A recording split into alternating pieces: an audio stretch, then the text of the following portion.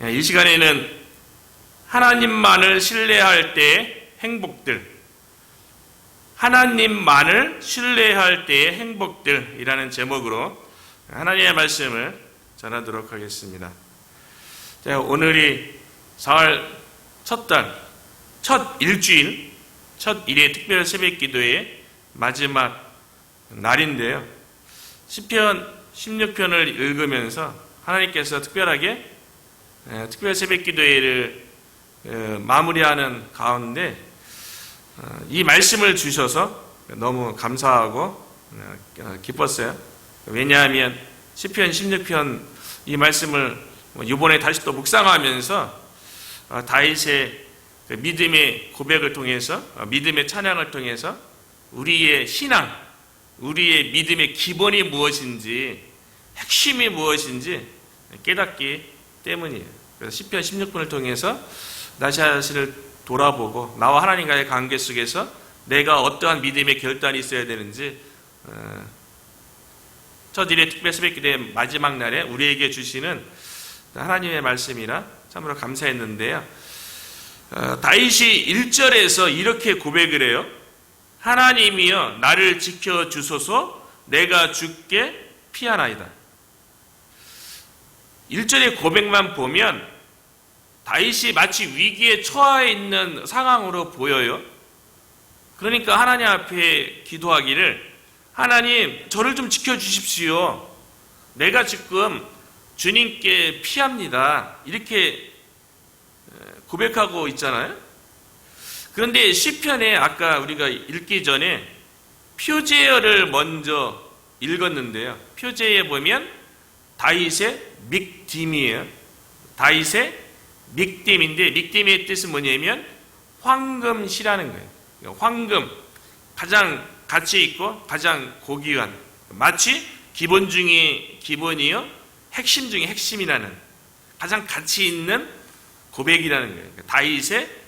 다윗에게 있어서 가장 고귀한, 가장 가치 있는 핵심적인 황금과 같은 시다라고 이것만 밝혀줬어요. 다른 그 다윗의 시편에 보면 뭐 압살롬에게 피할 때, 또 사울왕에게 피할 때, 아기스 왕 앞에서 미친 짓 할 때 막 표제어에 그 시가 기록된 역사적 배경에 대해서 이야기해 주는데요. 시편 16편에는 다윗의 역사적 배경에 대해서 이 시를 기록한 시점에 대해서 기록하지 않았다는 거예요. 그래서 이 시편을 해석하는 데 있어서 다른 거 이렇게 좀 살펴보니까 성경을 주석하고 목사님들이 설교한 거를 보니까 1절에 하나님이여 나를 지켜주소서 내가 주께 피하나이다. 이 고백을 통해서 아마 다윗이 큰 위기 가운데 이 시를 쓴 거로 보이니까 아무래도 다윗이 장인인 사울 왕에게 아마 쫓겼을 적에, 그래서 큰 위기에 맞았을 적에 이 시를 지었겠다라고 그렇게 역사적 배경을 가지고 이 시를 해석하더라고요. 근데 저는 이렇게 16편을 쭉 읽다 보니까 그게 아니라는 게 깨달았어요. 표제어에 이 시를 기록한 시점에 대해서 기록하지 않은 것은 그렇게 특정한 시점을 가지고 시편 16편을 보지 말라는 거예요. 그러니까 다윗의 믹딤 이렇게만 딱 표제를 해놓은 거는 뭐냐면 다윗의 전 생애에서 이 시를 해석하라는 거예요. 그러고 보니까 1절의 해석이 달라지는 거예요. 다윗이 위기를 맞아서 하나님 저를 지켜주십시오. 다윗이 위기 속에서 내가 하나님께 피합니다 라고 그렇게 고백한 것이 아니고, 그것도 맞죠. 그런데 전 생애로 보게 되면 특정한 기록 시점에 대해서 기록 안 하고 다윗의 전 생애에서 시편 1절을 해석하면요 이렇게 해석되어지는 거예요. 저 개인적인 해석이기도 하죠. 다윗의 전 생애 속에는 위기 때만 있었던 게 아니고 어렵고 곤란하고 힘든 때, 그때만 있었던 게 아니에요. 다윗은 이스라엘의 왕으로서 이스라엘 나라에서 가장 훌륭한 왕이에요. 역사적으로도 가장 훌륭했고 신앙적으로도 가장 훌륭한 왕이 다윗 왕이에요. 그렇기 때문에 다윗의 일대기를 쭉 이렇게 펼쳐서 시편 16편을 보면요, 다윗이 힘들고 연약하고 부모로부터 무시당할 때도 있지만 또 들녘에서 공과 사자를 잡으며 막 하나님을 들녘에서 찬양할 때도 있었고요. 하나님의 이름으로 다 블레셋의 골리앗을 두려워할 적에 만군의 여호와 이름으로 믿음으로 또 골리앗에 나가서 골리앗을 쳐서 승리할 때도 있었고요. 그리고 장인인 사울 왕에게 쫓기던 때도 있었고요. 그 기간이 10년 그런 기간 동안 있었고, 그 기간 동안에 또 사울 왕을 죽일 수 있는 기회가 2번이나 있었지만 또 죽이지 않았던 때도 또 있었고요. 하나님의 은혜로 이스라엘 전 지역의 왕이 되어져서 또 기뻐하고 즐거워하고 세상의 부와 권세와 모든 것이 주어졌던 때도 있었고요. 그리고 하나님을 왕으로 복계를 드릴 때도 있고요. 그로 인해서 춤추고 기뻐하면서 옷이 흘러내렸던 적도 있었고, 이스라엘 나라가 가장 강성한 나라로 세워져서 세상 부러울 것이 없는 최고의 권력 가운데 있었던 적도 있었고요. 그 아들 압살롬의 반역으로 쫓겨나갔고 피했을 때도 있고, 또 압살롬을 또 제압했던 적도 있고, 그 여러 가지 다윗의 전생의 모든 상황 속에서요, 다윗은 하나님이 지켜주기를 바라고 하나님께 피했다는 거예요. 근데 이거는 위기 때나 어려움 때 피하는 것보다요, 다윗은요 오히려 잘 나가고 오히려 성공하고 오히려 권력의 최고 정점에 있을 때 오히려 하나님이 지켜주기를 바라고 오히려 하나님께 피했다는 거예요. 이게 너무 중요한 것 같아요. 신앙이 언제 무너집니까? 위기 때 무너집니까? 힘들 때 무너집니까? 아니에요. 뭔가 내가 잘났고 뭔가 내가 성공한 것 같고 뭔가 나에게 힘이 있다고 내가 나를 자랑할 때, 그때 하나님께서 지켜줄 것을 바라지 않으고 그때 하나님께 피하지 않으면 그때 넘어지는 거예요. 그렇게 보니까요, 야, 다윗 참 대단하다. 전 세계 속에서 모든 상황 속에서 잘 나가든 못 나가든 성공하든 성공하지 않든 늘 하나님께서 지켜주기를 바라고 늘 하나님께 피했다는 거예요. 우리들도 마찬가지예요. 이번 특별기도 마무리하면서요, 좋은 상황에는 모든 것이 잘 될 것처럼 하나님께서 지켜주실 것을 구하지 않냐고 하나님께 피하지, 그러면 안 된다는 거예요. 오히려 평안하고 잘 되고 이럴 때일수록 더 하나님께서 지켜주시기를 기도하고 오히려 더 하나님께 피해야죠. 왜냐하면 내가 잘나고 내가 자랑할 것이 있고 힘이 있으면 교만함 때문에 넘어지는 거예요. 그때 더 하나님께서 지켜주시고 그때 더 하나님께 피해야 되는 거죠. 그러고 보니까 시편 1편의 이 고백이요, 특정한 시점을 얘기하는 게 그렇게 또 어떻게 또 표제부터 읽다 보니까 또 그렇게 하나님께서 감동을 주셔서, 다윗은 전 생애 속에서 모든 상황 속에서 오직 하나님만 신뢰했구나. 오직 하나님만이 자기 자신을 지켜주고 오직 하나님께만 피했구나. 그런 깨달음이 드는 거예요. 세상 사람들은요, 자기 자신을 지켜줄 게 뭐라고 생각합니까? 어디에 피하려고 합니까? 모든 것이 돈이 다 해준다고 얘기하지 않습니까? 세상 사람들은요, 돈이 나를 지켜줄 것처럼, 돈에게 피해야지, 돈이 내 문제를 해결할 것처럼, 아니면 세상의 지혜가 나를 지켜줄 것처럼, 세상의 지혜한테 피해야 될 것처럼 세상 사람들은 그렇게 살아가고요. 예수님을 믿는다고 하면서 세상의 그 지혜를, 세상에 좋은 것들을 취하려고 그런 사람들도 있는 거죠. 다윗의 이게 핵심이라는 거예요. 평생에 모든 상황 속에서 오직 하나님께 피하고 하나님께서 지켜주기를 바라는 그런 믿음이 우리에게 기도의 마지막 날에 이와 같은 고백과 이와 같은 믿음의 결단으로 우리가 사흘 한 달을 살아가기를 주의 이름으로 축원합니다.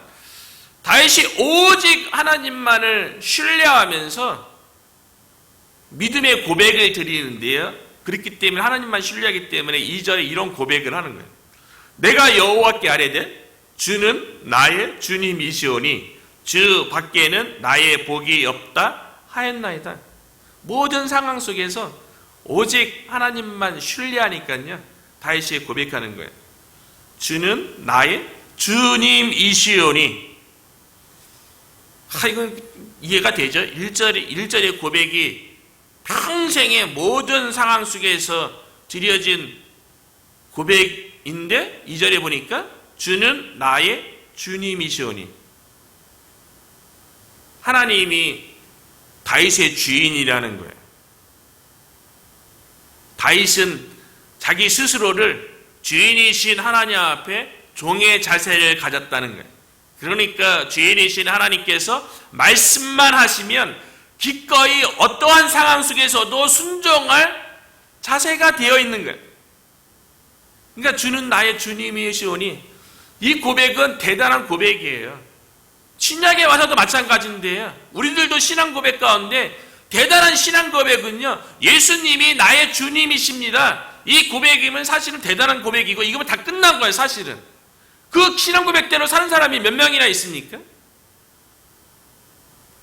예수님의 부활에 대해서 의심했던 도마가 예수님이 못 박히고 창 찔린 손과 옆구리를 만져보라고 그 부활하신 주님을 보면서 도마가 고백하잖아요. 나의 주님이시요 나의 하나님이십니다.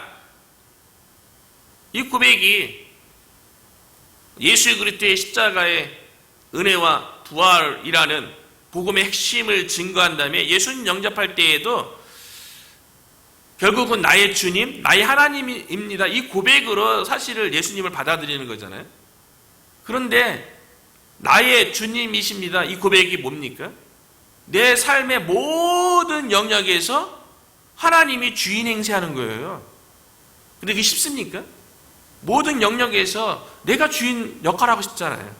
내가 왕 역할하고 싶잖아요. 그러나 다윗은 그러지 않았다는 거예요.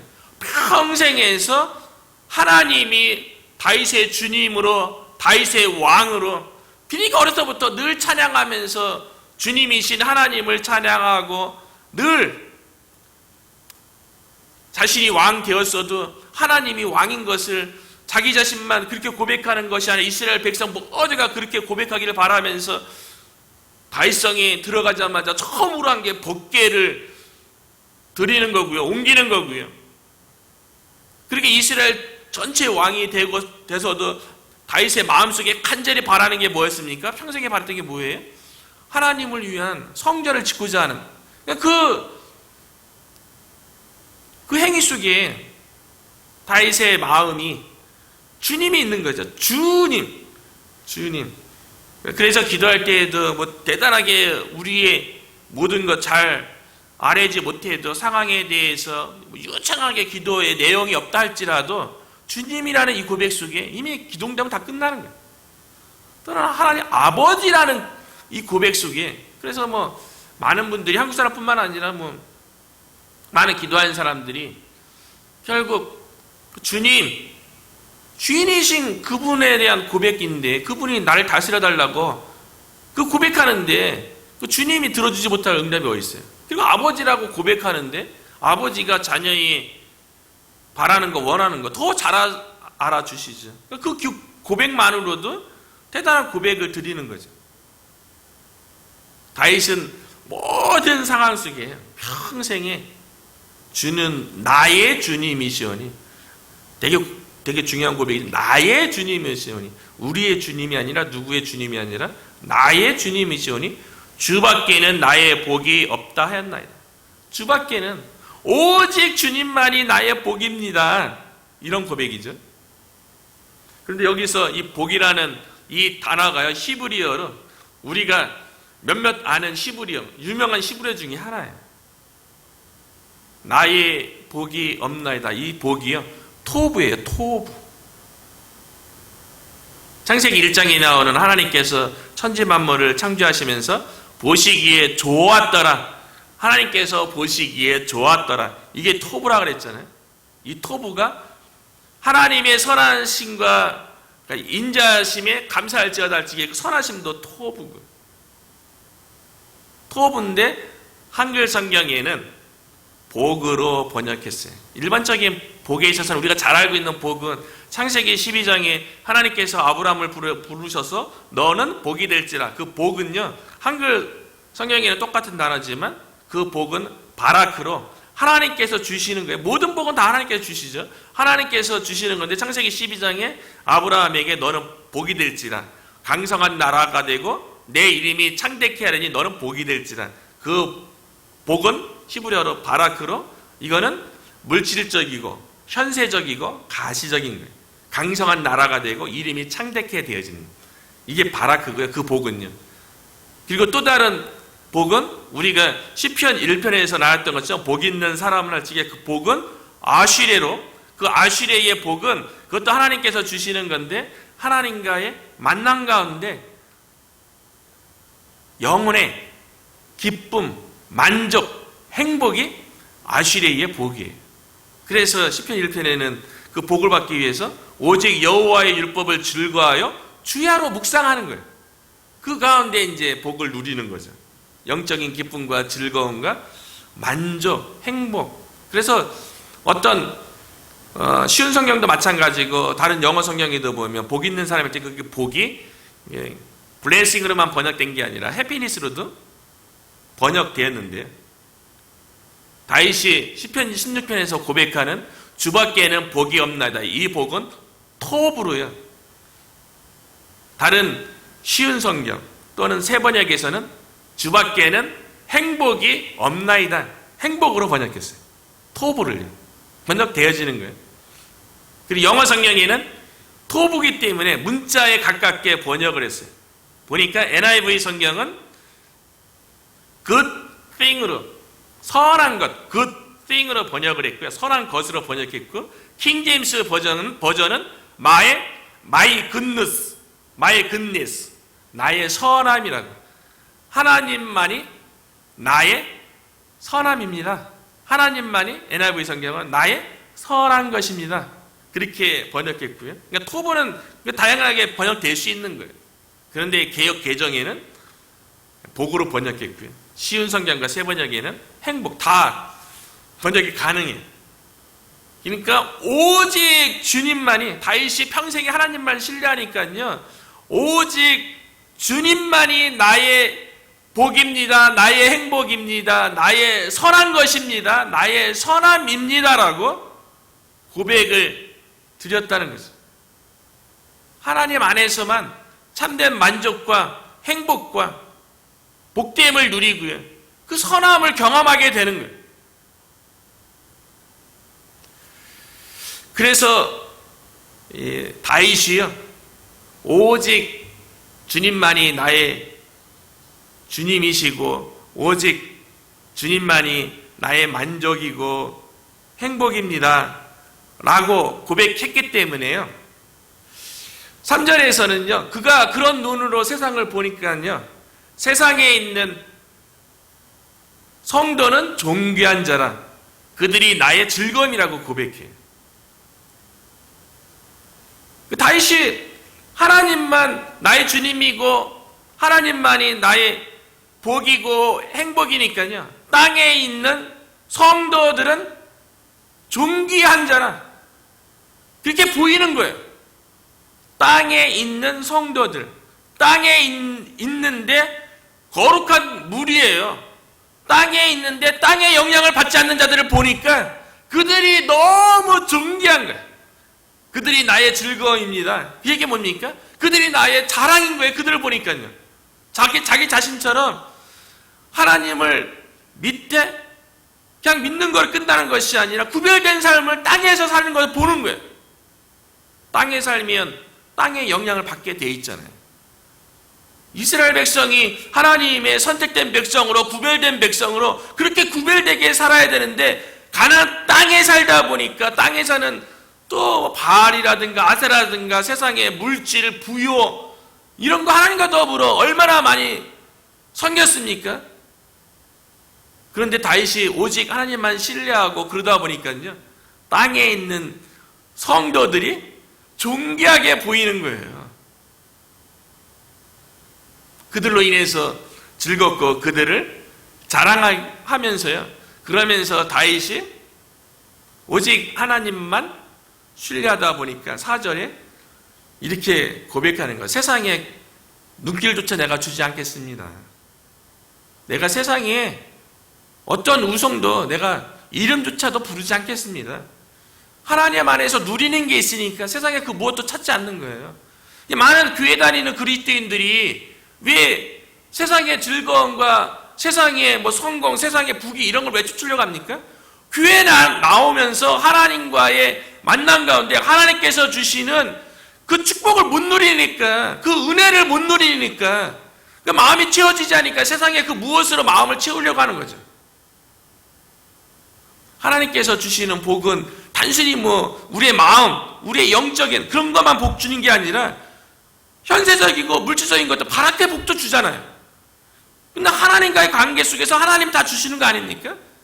하나님을 경험하지 못하니까, 마음이 만족하지 못하니까 세상에 그 무언가를 자꾸 찾고 그거를 같이 또 마음에 집어넣어서 만족감을 얻으려고 하는 거 아닙니까? 그러나 다윗은 그런 게 아니에요. 평생에 하나님만 신뢰하고 하나님만 바라봤기 때문에 4절에 이렇게 고백하는 거예요. 다른 신에게 예물을 드리는 자는 괴로움이 더할 것이라. 나는 그들이 드리는 피의 전제를 드리지 아니하며 내 입술로 그 이름도 부리지 아니하리로다. 하나님을 경험한 사람의 고백이에요. 하나님 안에서 선함을 경험했는데, 하나님 안에서 복과 행복을 경험했는데, 토부를 경험했는데, 무슨 세상의 우상, 세상의 신, 그게 오늘날에는 그게 다 뭡니까? 세상의 물질이고 성공하는 법, 막 다 그런 거 아니에요? 또 세상에서 그렇게 역사하죠. 그렇게 미혹하죠. 세상에 있는 지혜와 지식이 마치 진리인 것처럼 그것이 아주 우리를 만족해하고 행복해하고 잘되게 할 탁월한 지혜인 것처럼 그렇게 우리를 미혹하고 유혹하는 거 아닙니까? 그러나 다윗은 오직 주님이고 주밖에는 복이 없다는 것을, 선함이 없다는 것을 알기 때문에 세상의 그 무엇도, 세상의 우상 어떤 것도 입조차라도, 입으로 이름조차라도 부르지 내가 아니합니다라고 고백하잖아요. 우리는 하나님과의 관계 속에서 하나님을 온전히 신뢰함으로 우리가 만족합니까? 그러면 세상에 기웃거리지 않아요. 세상에 눈길조차 주지 않게 됩니다. 하나님께 다 책임져 주시는데요.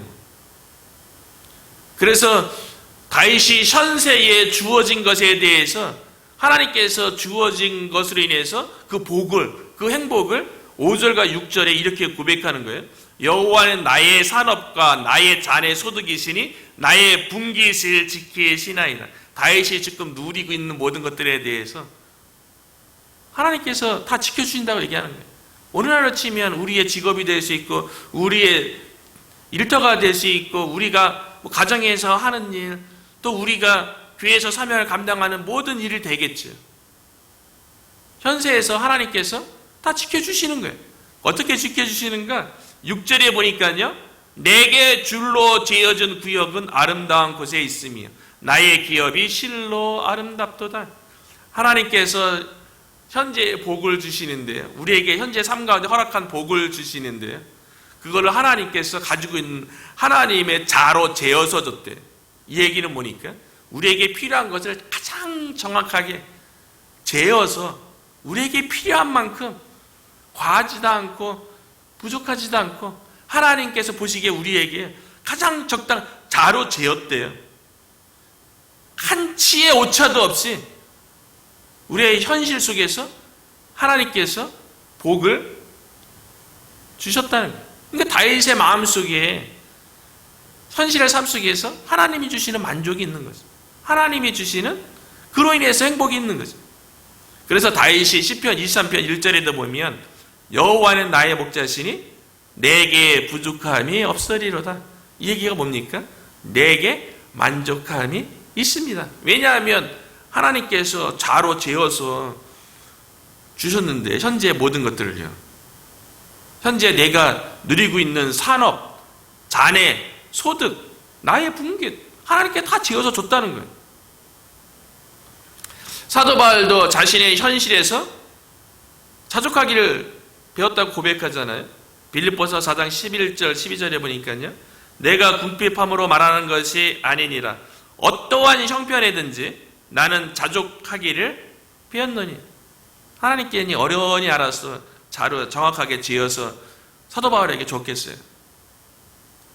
다윗처럼 온전히 하나님만 신뢰하니까 내가 자족하기를 비웠다고 고백하는 거예요. 하나님만 온전히 신뢰하지 아니하면 삶 가운데 그렇지 불평할 수 있죠. 원망할 수 있죠. 하나님 왜 이렇게밖에 못 해줍니까?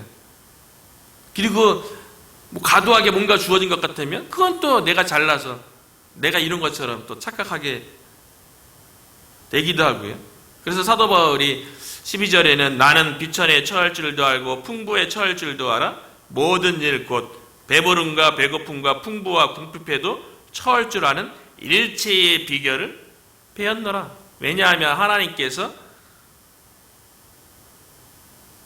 줄로 재어서 주셨다는 것을 사도 바울은 알기 때문에.